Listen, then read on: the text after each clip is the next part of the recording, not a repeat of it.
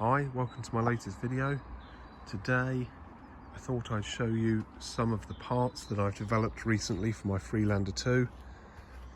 If any of you would like to buy these parts for your own Freelander 2, then they'll be available on my website beavispits.com. Today I'm going to be looking at a new improved headlight release rod. This is the rod that goes down the back of the headlight to lift and release the mechanism to allow the light to come out. The standard factory rod is very weak and often breaks off, so I've decided to make a much better one. I'm also going to be fitting my new improved roof light bar mounting brackets. These are to replace the ones that I installed when I fitted that light bar about a year ago. I know that many of you have been waiting very patiently for me to finish the design and get the design right for these. They are now looking really good on both sides. They're the right shape, they're longer than the ones on my roof currently, and it's been many months of development to get those right, and I apologise to anybody who's been waiting patiently for those. They are nearly ready. Just need to fit them to my own car, check that they are definitely the right shape, and then they'll be on sale. I've also revised my rear amber strobe brackets. These are the mounts that allow the strobe lights to be mounted to the factory roof rail cross member. So instead of a 4-piece design, I've now gone for a 3-piece design. Okay, so there are 2 pieces that form a sort of clamp around the roof bar, and then this piece here which sits behind the LED light and actually takes the cable through the middle. Okay, so it's instead of 4 pieces, it's 3 pieces, a little bit quicker to make and looks better, stronger and easier to install. So I'll be fitting those to my car. But before we look at those 3 parts, I'd like to show you my latest air horn mounting bracket. This one actually clips in solidly.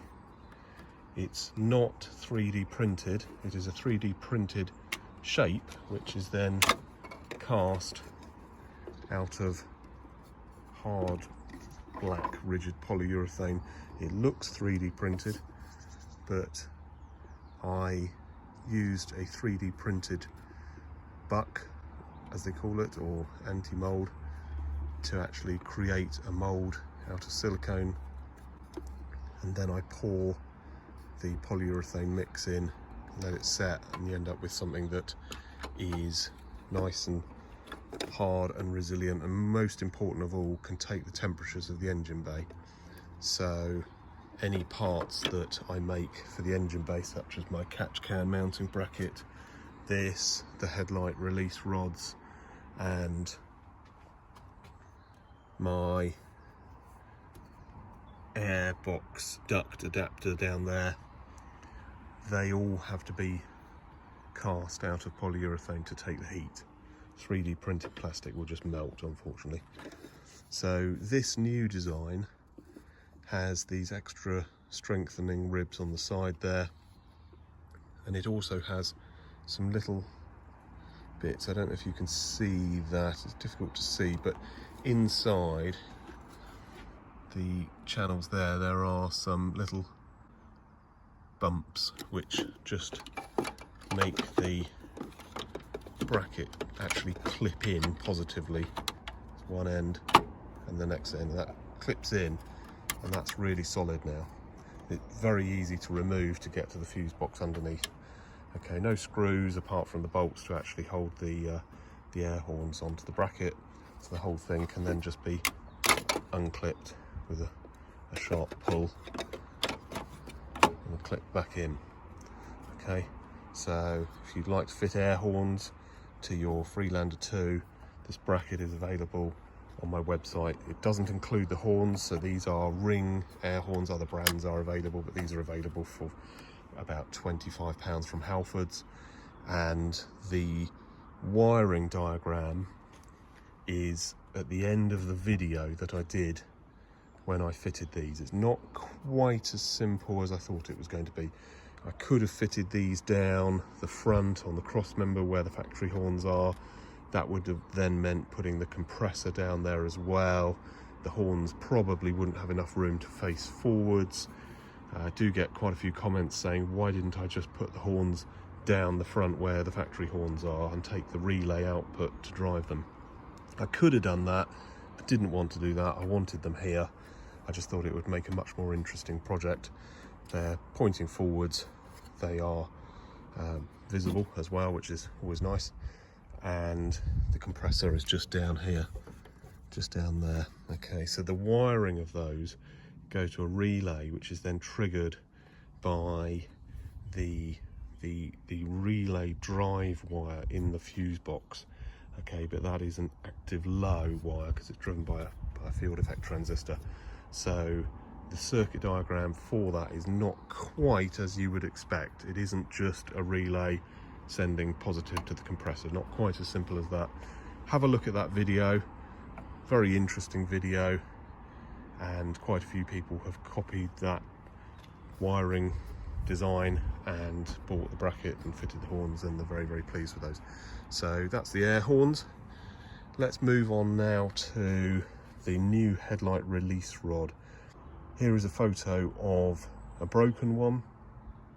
They are really thin and break off very, very easily. Okay, they're very similar to the sort of black Lego axles that you used to get in, or still do get in the technical Lego kits. Just a thin, brittle plastic. So what I've done is made a much chunkier design. Okay, so this shape was 3D printed, but this is actually a cast item. Okay, so I then printed a few of them and poured silicone over the top, made a mold, and then by pouring in the polyurethane mix, you end up with something that looks 3D printed, but is strong and can take the temperature of the engine bay. So I've already fitted this one here. Now, for once, it's actually quite bright sunshine today. Actually, spring is finally here in the UK. Hopefully you can see this with the bright light. I'll try and sort of shade that a little bit. See if we can get focus. Let's zoom it a bit and try and focus on that. Just about focusing. But you can see here, there is a sort of a clip down the bottom. I will try to brighten that up a bit in the video when I edit this. But there's a clip that goes onto a sort of bar, and then that comes up. And the idea is that you can just get your finger in here and pull that up. Now, if I lift that, you'll be able to see it's lifting the release lever there, and then the top just clips, just hooks onto there. Okay, I don't use the standard clip pieces, sort of receptacle bits on the back of the headlight. They have a habit of snapping off as well. Okay, so I've avoided those completely, and then it just hooks in to the top there. So underneath there's a sort of a peg. Now I've actually removed my driver's side headlight so that you can see a little bit easier how this goes. So that clip at the bottom there goes onto there, and then that just hooks onto there. Okay, so I'll actually fit this and we'll clip it on properly, reinstall the headlight, and I'll show the removal and installation of the headlight with this clip fitted. You might be wondering what that sort of wiggle there is all about. Well, that is because these pipes here, okay, so the clip has to go behind that like that. I tried taking it in front, but there just wasn't enough room. The factory clip, I think, also goes behind that hose. This is like a balancing tube. It's part of the cooling system. It just, I think, just allows air to get out of the top of the cooling system and the radiator, and that tube actually goes all the way off down over there to the thermostat area, but it allows sort of air and whatnot to kind of get out the top of the cooling system. So it is quite important, and it's also important that we don't rub through that. Okay, so when this lever is installed, it will sit sort of like that with a little bit of clearance between it and that pipe. Okay, so what I'm going to do now is carefully clip this on. So I need to be careful, because this one's actually broken on there as well. This whole headlight mechanism, I don't really want to tip this up onto the glass, but you can see there, that piece there is actually removable. There's a couple of very small Torx, I think they're Torx or Allen screws there, so I'll have to try and get a new one of those, because that one is not looking good. That's going to break off soon. But what I'll do is try and clip this carefully in without breaking that off. Let's get this carefully in there. Okay, so that is on there now, and you can see now how that just clips up like that. Okay, so I'm going to try and refit this headlight now.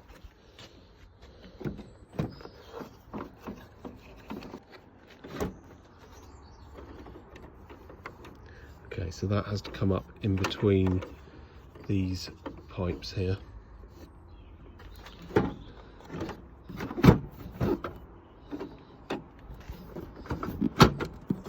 so that's in, and then that just hooks over the over there like that. Okay, so that just hooks there like that.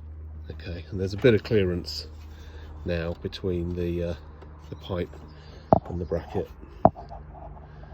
Okay, so that is in. Now to release, you just get your finger in and lift that up. Okay, so lifting that up, and that will release the headlight. And that releases it. Okay.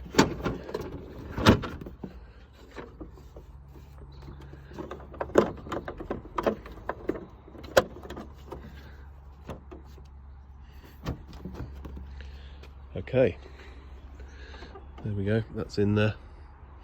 Very easy to use, much stronger than the factory headlight rod. Okay, so let's move on now to these roof light bar mounts. Okay, so what I'm going to do is get the step ladder out, climb up, and show how this new design differs from the ones on my car already.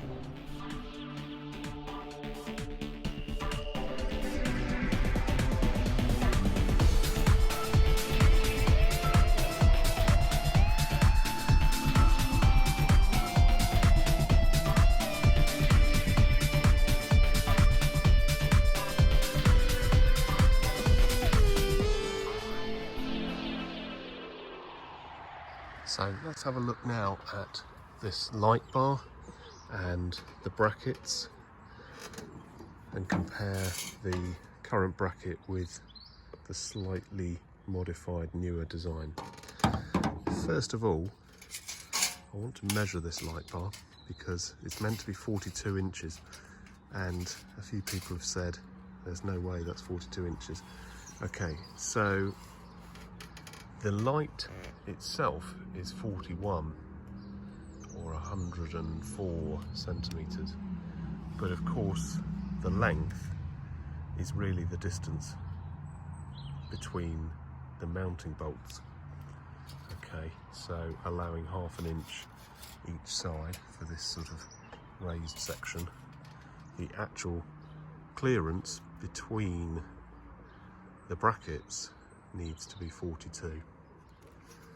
Okay, so it is possible to fit 42 inch It's about the longest you could possibly fit.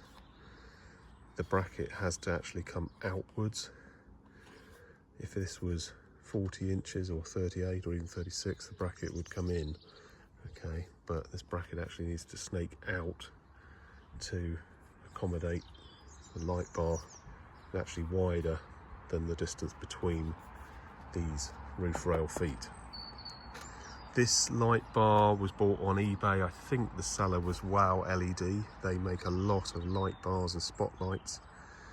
Very good, well-made light. This has been on for a year now. You can actually see there is a little tiny bit of condensation starting to form in there. It might be just because the air is starting to cool down now. It's going to be quite cold tonight, so a bit of condensation can form in there. Apart from that, no other issues. It's very good, very bright. It doesn't interfere with the radio like some light bars and spotlights can, and other LED bulbs. So I'm very, very pleased with it. I'd recommend this one for fitting to the Freelander 2 or any other 4x4. So those of you who watched my original light bar fitting video will have seen that I designed these brackets and printed them on the 3D printer.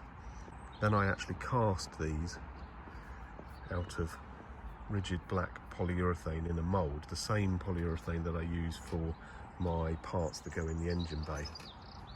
I cast this out of polyurethane because I thought it would be stronger than a 3D printed bracket, but this bracket that I've printed here, this is 3D printed at 90% infill, and it is really, really strong. Probably stronger than this. The polyurethane is quite strong, but it's also quite brittle. The 3D printed item can actually bend a little bit. So I use the 3D printed PLA plus plastic for other brackets like my amber strobe mounts, the spotlight mounts, which I haven't got on this car, but many of you have bought those and fitted them. So these brackets here don't really need to be cast out of polyurethane. I cast items that go in the engine bay because the polyurethane can take a much higher temperature than the 3D plastic, which starts to deform at about 60 degrees. This will go over 100 degrees. And trying to make a mould for these is very, very difficult as well because of the irregular shape. So if you cast them like that down in the mould, it's going to get stuck because of this hole. If you cast it like that, then it's difficult pulling that out, and you get air bubbles on that side. That hole will also cause a problem. It was just proving very, very difficult to make a mould to cast this in a state where it would actually look good and come out as good as the 3D printed item. I tried making a 2-part mould, but that just didn't work either. So it's going to stay as 3D print,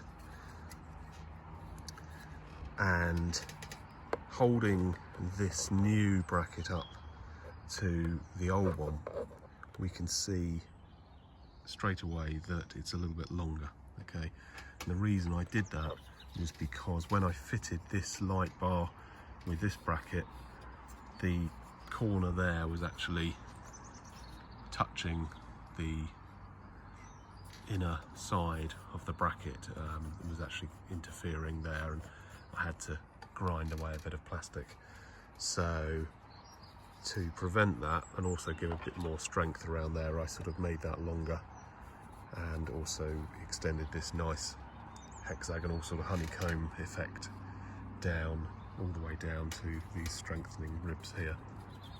As well as putting that pattern there, I've added a sort of star shape there just to give this metal here, you can't see it here actually, you'll see it shortly when I remove this, but just under there, there is a sort of rough end to this kind of bulge here, and the idea is that that will sort of grip into that shape there and prevent the light bar from sort of rotating. I mean, this one's pretty solid, it's moving a little tiny bit, but it's not sort of moving to the point where the beam is actually going up in the air.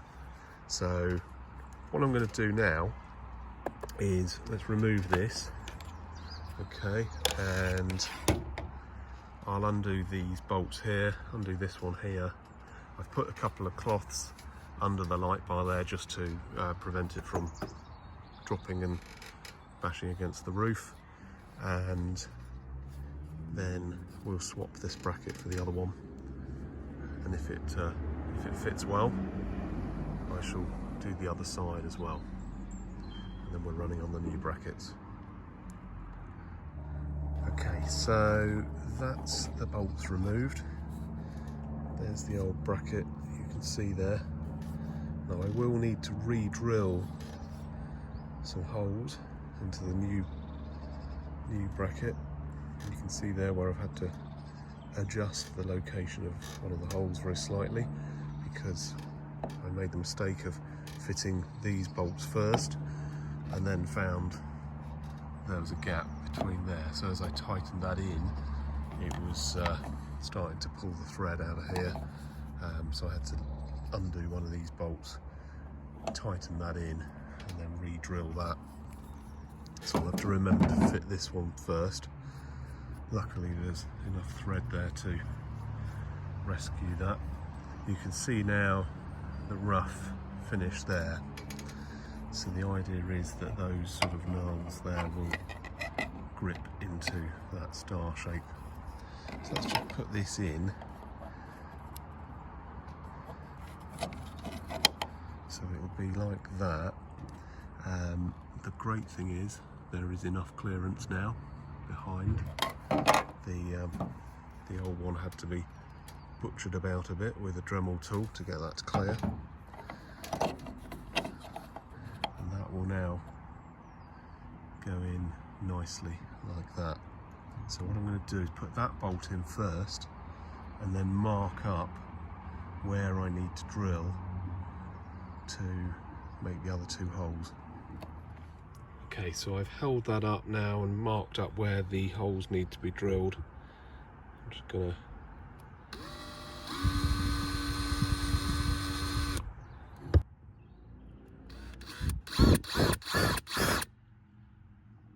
So I've drilled a couple of small holes there. I'm just going to test fit this and just see if everything's lining up. Yeah, that's all looking pretty good. So I'll now drill those out a bit bigger.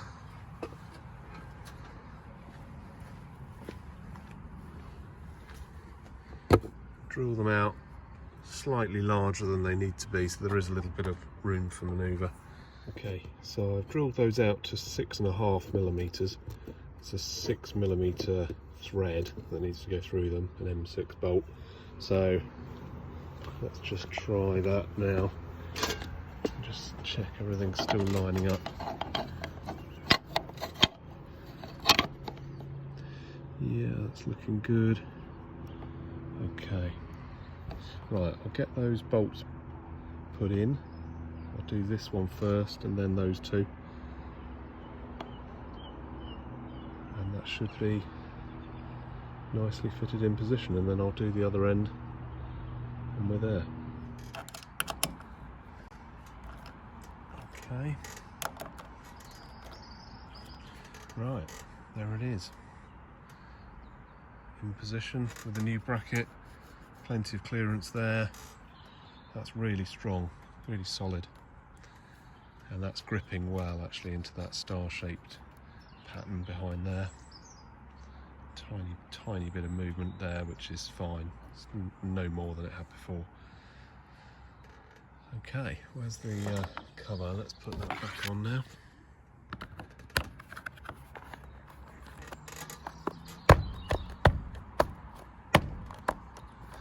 There we go.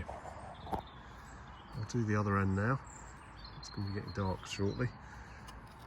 If you'd like to buy these, beavispits.com. They'll be on sale very soon. Now I've put a normal domed stainless hex head bolt into there. One thing that I might do is fit some security screws there, just to prevent somebody undoing that and running off with the light bar. These ones here are normal sort of Allen head stainless bolts. They're a little bit hidden away under here, and you've got nylock nuts on the back. I'm going to try to see if it's possible to get my phone in underneath there so you can see. There we go. You can see the underside now. That sits nicely in underneath the roof rail foot. Okay. Right, those can come out now. That old one can go in the bin. Good, pleased with that. Right, I'll do the other side now, and then I'm going to look at my rear amber strobe mounts. So let's have a quick look at the old design for the rear amber strobes. You can see there, it's a little bit difficult showing you this through my roof rack, but we have two-piece clamps, one at each end of the LED light. Okay, and there we go, that's a bit better. Those clamp together, and then the LED light spans between these pieces that sort of hang down.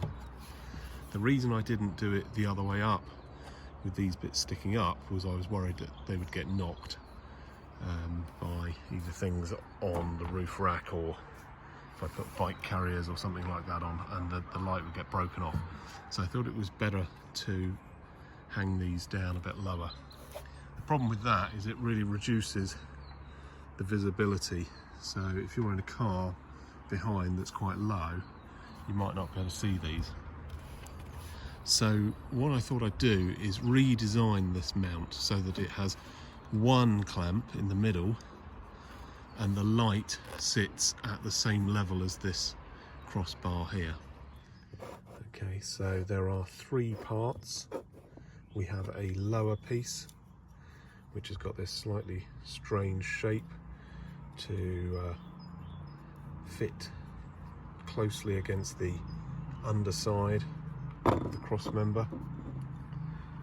We've got a cutout here for the cable, and then this top piece here which has that sort of step there.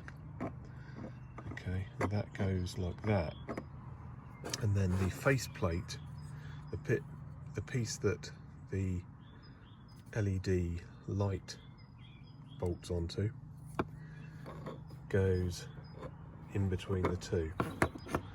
Okay, now you'll notice there is a sort of a hole there with a sort of chute pointing downwards, like a kind of elbow there for the wire to go down in this piece here, like this.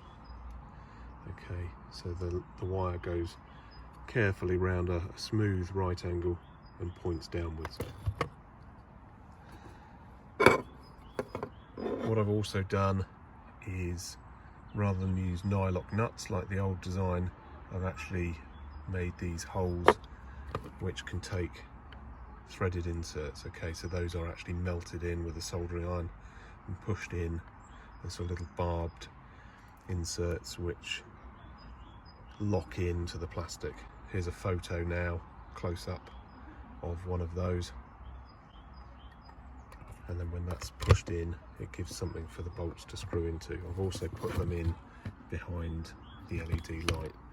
Okay, so there's no nuts at all now on this, just 6 bolts. So looking at how this all goes together, we've got the front piece there, and then the upper part goes like so, and then that joins onto the lower piece. Okay, so what I've done on this one is loosened off the bolts. These are stainless steel M4 bolts or machine screws, which on this end go through the lamp plate as well. Okay, so you can see those holes there. That's how it goes together. These screws go all the way through and sandwich this piece, this bar, in between the upper and lower. At the other end, this is the frontmost end of the car, it just clamps up together. So what I'm going to do now is take this completely apart and try and actually fit this light alongside one of the original lights. Okay, and then at some point I will swap all the wiring over and remove the old ones, leaving 2 new lights with the new brackets. I might possibly fit 4 of these, I don't know, it might be a bit excessive. Really useful fitting some of these to your car if you do any sort of 4x4 response or patrolling work where you may need to sort of stop and make your vehicle a bit more visible. Right, let's get this one fitted now because the sun is setting and it's going to be dark very soon. Okay, so I've just loosely assembled this one in. It still can be moved about, but you can see how the shape of this top piece hugs the profile of this cross member. It is a sort of a kind of like a wing profile underneath. It's a bit difficult to show you this, but see if I can move the phone in there. There. Okay, so let's try and make that a bit brighter. If I point with my screwdriver,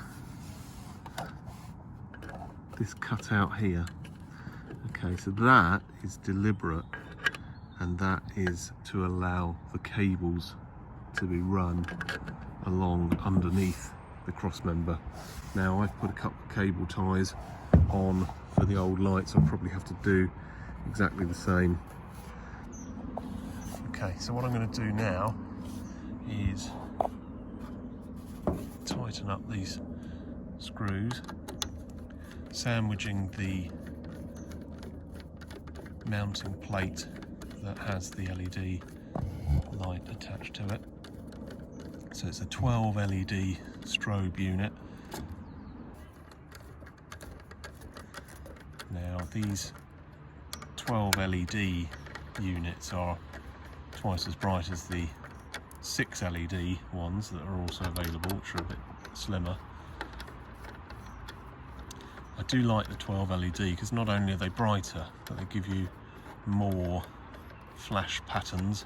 There are about 18 different flashing modes, and they have as well as a black and red wire, there's a yellow wire. They have a yellow wire as well as the black and red wire, and if you touch that momentarily to positive, it will change the flash mode, and it remembers the flash mode. Okay, so there we go, that's solid. That actually can be moved slightly up and down. I need to tighten these a little bit more, but that's on there. And then the wires are underneath, which I can then sort of run through that semicircular cutout over to the other side. These 2 existing lights are wired along to a little connector block behind this panel. Now this panel actually is just a plastic cover which is removable. Okay, oh no, it's actually wired up to this end. Okay, so there we go. So that's yeah, I think the wire for these lights runs up the other side of the roof and then goes across, and then this there, you can see the yellow wire there and the ground connection. So that cover not only hides the wiring, but it keeps it waterproof as well. It's pretty well sealed around there. Some rain's not going to get onto the electrics. Okay, right. I hope that was useful. I'm now going to fit the other light to the other side, wire those up and remove the old ones. I'll probably end up wiring these up tomorrow now because it's getting dark. I'll leave it there for this video. I hope that's been useful. Let me know what you think of those parts by leaving some comments. Thank you very much for watching. Don't forget to like and subscribe, and I'll see you in the next video. Thank you. Bye.